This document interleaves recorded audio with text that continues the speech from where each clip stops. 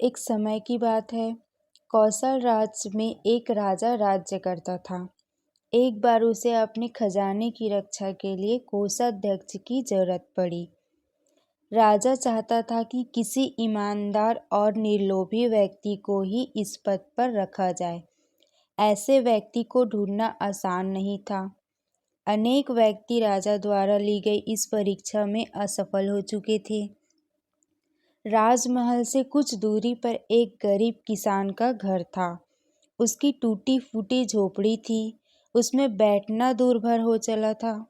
किसान और उसका परिवार फटे पुराने कपड़े पहनकर अपने दिन गुजार रहा था। एक दिन की बात है। सुबह किसान अपने खेत पर जाने के लिए जैसे ही तैयार हुआ, उसकी दृष्टि झोपड़ी के द्वार पर पड़ी। वहीं पीतल का एक बेहद सुंदर घड़ा रखा था, जिसका मुंह कपड़े से ढका हुआ था। किसान को बड़ी उत्सुकता हुई।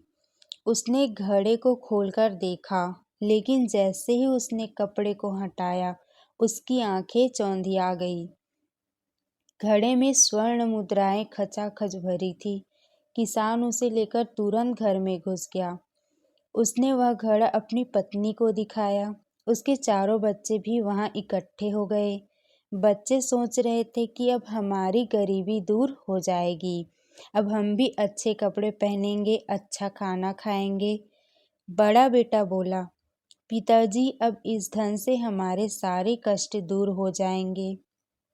किसान बोला, नहीं पुत्र, इस धन पर हमारा कोई अधिकार नहीं। इसे अभी ले जाकर खजाने में जमा करवा दूंगा।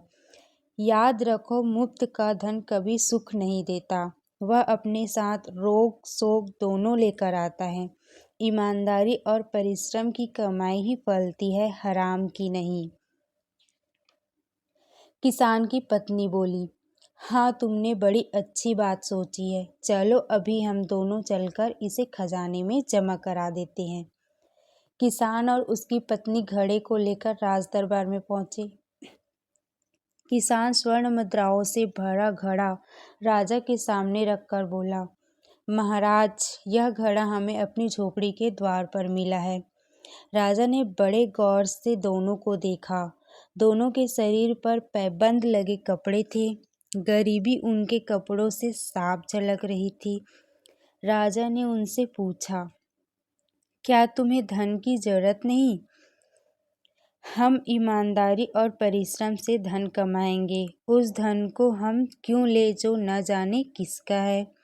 दूसरे के धन पर हमारा क्या अधिकार है? इसलिए हम इसे राज्य के खजाने में जमा करने आए हैं। किसान और उसकी पत्नी दोनों एक साथ बोल पड़े। राजा ने कुछ सोने की मुहरें किसान की पत्नी को देते हुए कहा, मैं तुम दोनों की ईमानदारी से बहुत प्रसन्न हूँ। लो, यह इनाम लो। यह तो हमारा कर्तव्य था। किसान की पत्नी तुरंत बोल उठी और मुहरें लेने से साफ इनकार कर दिया। किसान भी सिर हिलाकर उसकी हाँ में हाँ मिला रहा था। अब राजा से न रहा गया। वह तुरंत अपने सिंहासन से उठ खड़ा हुआ और किसान के करीब आकर उसे गले से लगाते हुए बोला, मुझे तुम्हारे जैसे ईमानदार कोषाध्यक्ष की ही जरूरत थी। आज से तुम राज्य के खजाने की देखभाल करो।